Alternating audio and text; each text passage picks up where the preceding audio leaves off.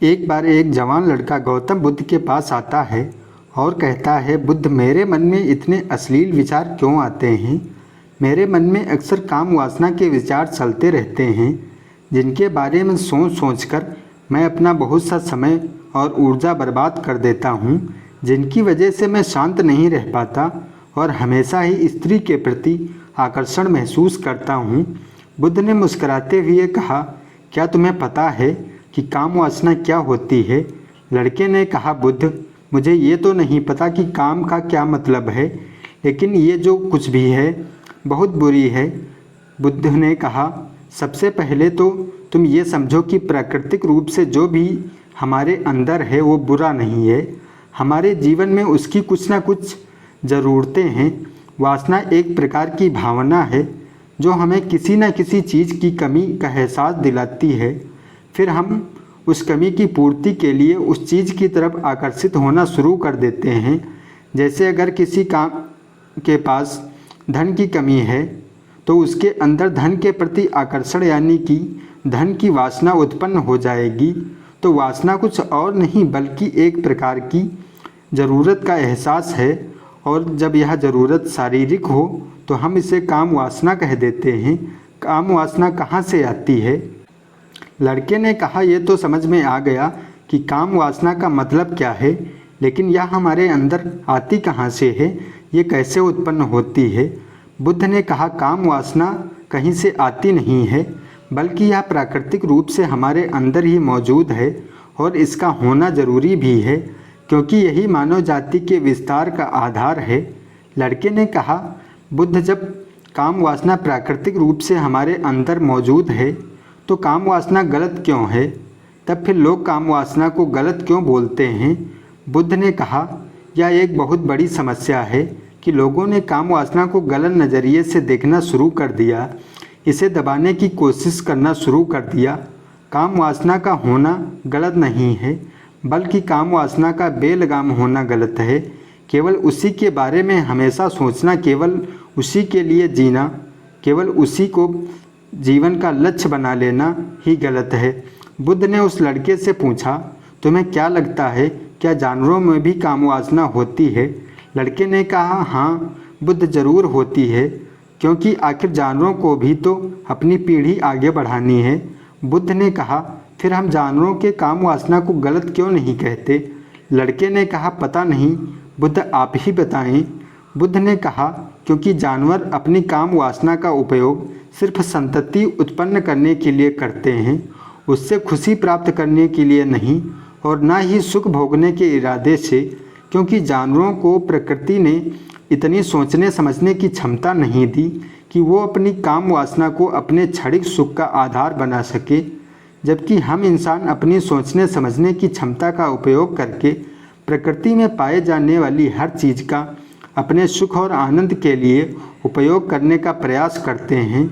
हम इंसानों ने काम वासना के साथ भी यही किया, इसे अपने आनंद और भोग का आधार बना लिया। जिस भावना से प्रकृति ने मानव जाति का अस्तित्व बनाए रखने के लिए हमारे अंदर डाला था, उसे हमने जीवन का सर्वोपरि लक्ष्य बना रखा है, और इंसानी काम वासना का ये बेलगाम होना ही उसके लिए गलत होने का कारण है। लड़के ने कहा, बुद्ध, लेकिन यह काम वासना हावी क्यों होती है? इसके बेलगाम होने का कारण क्या है? बुद्ध ने कहा, काम वासना के बेलगाम होने के 4 बड़े कारण हैं, जिसमें पहला कारण है जीवन में बड़े उद्देश्य का ना होना। बुद्ध ने उस लड़के से पूछा, क्या जब तुम किसी काम में व्यस्त होते हो तब भी तुम्हारे दिमाग में विचार आते हैं? लड़के ने कहा, नहीं, जब मैं व्यस्त होता हूँ तो मेरे दिमाग में विचार नहीं आते। बुद्ध ने कहा, हमारा दिमाग एक बार में सिर्फ एक चीज़ के बारे में ही सोच सकता है, इसलिए जब हमारे दिमाग में कोई दूसरे विचार चल रहे होंगे तो अश्लील विचार आएंगे ही नहीं।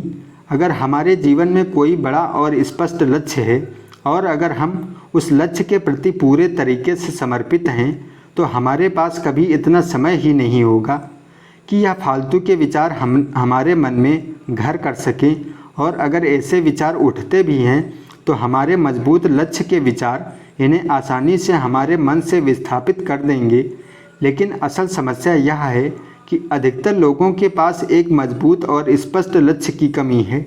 बुद्ध ने कहा, काम वासना के बेलगाम होने का दूसरा कारण है समाज। समाज के द्वारा इसे गलत बताकर दबाए जाने की कोशिश करना।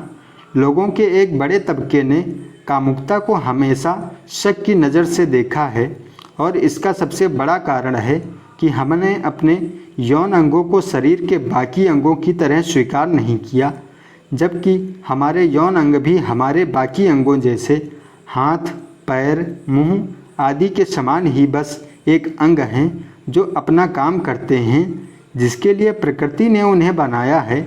लेकिन हमने इन प्रजनन अंगों को कुछ ज़्यादा ही रहस्यमयी बना दिया और जब कोई चीज़ रहस्यमयी बन जाती है तो उसके प्रति लोगों की एक अलग ही रुचि जागृत हो जाती है, जिसकी वजह से लोग जाने अनजाने में काम वासना के प्रति आकर्षण महसूस करते हैं।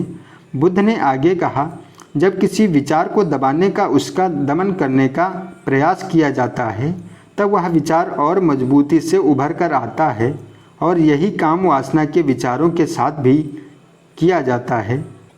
क्यों ज़बरदस्ती विचारों को दबाना नहीं चाहिए। बुद्ध ने कहा, अगर मैं तुमसे कहूँ कि आम के बारे में मत सोचना तो तुम्हारे मन में पहला चित्र किस चीज़ का आया? लड़के ने कहा, बुद्ध, मेरे मन में पहला चित्र आम का ही आया। बुद्ध ने कहा, इसी प्रकार जब हम अश्लील विचारों को ज़बरदस्ती रोकने का प्रयास करते हैं तो वो और मजबूती के साथ हमारे अंदर होते हैं। इसलिए कभी भी विचारों को दबाने की कोशिश ना करें। लड़के ने कहा, हाँ, ये तो मैंने भी महसूस किया है। बुद्ध ने कहा, इंसानों में कामुकता के हावी होने का तीसरा कारण है हमारा अपने विचारों के प्रति जागरूक ना होना। हमारे मन में कैसे विचार चल रहे हैं हम इस पर कभी ध्यान ही नहीं देते। हमारे मन में उठने वाले विचारों के बारे में एक अनोखी बात यह है कि जब हम किसी एक चीज़ के बारे में विचार करते हैं तो हमारा मन उसी से संबंधित और भी विचार हमारे सामने रखना शुरू कर देता है और फिर ऐसे ही हमारे मन में विचारों की एक श्रृंखला बन जाती है जिस पर हम उलझ कर रह जाते हैं। ठीक ऐसा ही हमारे अश्लील विचारों के साथ है। हमने एक बार किसी को देखकर अपने मन में एक अश्लील विचार पैदा किया, फिर हमारा मन अपने ही इन विचारों को श्रृंखला बना देता है, जिनके बारे में सोच सोचकर हम अपनी बहुत सी ऊर्जा और समय बर्बाद कर देते हैं। इसलिए पूरी जागरूकता के साथ अपने अंदर उठने वाले विचारों पर ध्यान देना बहुत ज़रूरी है। बुद्ध ने कहा, अश्लील विचारों के हावी होने का चौथा कारण है बुरी सोच और अश्लील विचारों वाले लोगों की संगति करना। कई बार ऐसा होता है कि कामुकता हमारे अंदर नहीं होती है, लेकिन कुछ अश्लील लोगों के साथ रहने की वजह से ये हमारे अंदर हावी हो जाती है। लड़के ने कहा, हाँ, ये बात तो मैंने खुद महसूस की है। बुद्ध ने कहा, इसलिए बुरे विचारों वाले और अश्लील विचारों वाले लोगों से दूरी बनाकर रखनी चाहिए। लड़के ने कहा, बुद्ध, ये तो समझ में आ गया कि कामुकता हावी कैसे होती है, लेकिन इसे हावी होने से रोका कैसे जा सकता है? काम वासना को रोका नहीं जा सकता है। बुद्ध ने कहा, सबसे पहले तो तुम ये समझो कि काम की ऊर्जा को रोका नहीं जा सकता, इसे सिर्फ रूपांतरित किया जा सकता है और इस ऊर्जा को रूपांतरित करने के दो तरीके हैं। पहला है प्रेम और दूसरा है ध्यान। जब हम सच्चे प्रेम में होते हैं तो हमारे अंदर की कामुकता की ऊर्जा हमारी खुशी और हमारे आनंद में परिवर्तित हो जाती है।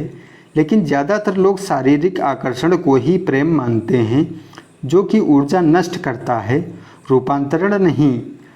ऊर्जा को शरीर के अंदर ही रूपांतरित करने का सबसे सफल तरीका है ध्यान। ध्यान के माध्यम से आप अपने अंदर स्थित आनंद के उस केंद्र में स्थापित हो जाते हैं जिसके सामने दुनिया का हर भोग विलास फीका लगने लगता है। ऐसा नहीं है कि आप ध्यान में उतरने के बाद वो सब सोचने और करने में सक्षम नहीं होते, बल्कि आप उससे ऊपर उठ चुके होते हैं और फिर ये सब हर ओर आपकी छोटी और बचकानी चीज़ें लगने लगती हैं। लड़के ने कहा, लेकिन ध्यान की शुरुआत कहाँ से करें? बुद्ध ने कहा, सबसे पहले तुम खुद के साथ अकेले में समय बिताना शुरू कर दो, क्योंकि जो इंसान जिसके साथ सबसे ज़्यादा समय बिताता है वो उसको सबसे ज़्यादा जानने लगता है। और जब तुम खुद को जानना शुरू कर दोगे और ये सारे भौतिक सुख तुम्हें छोटे लगने लगेंगे, और फिर एक दिन ऐसा भी आएगा जब तुम्हारे चाहे बिना तुम्हारे दिमाग में किसी भी प्रकार के विचार उठने बंद हो जाएंगे।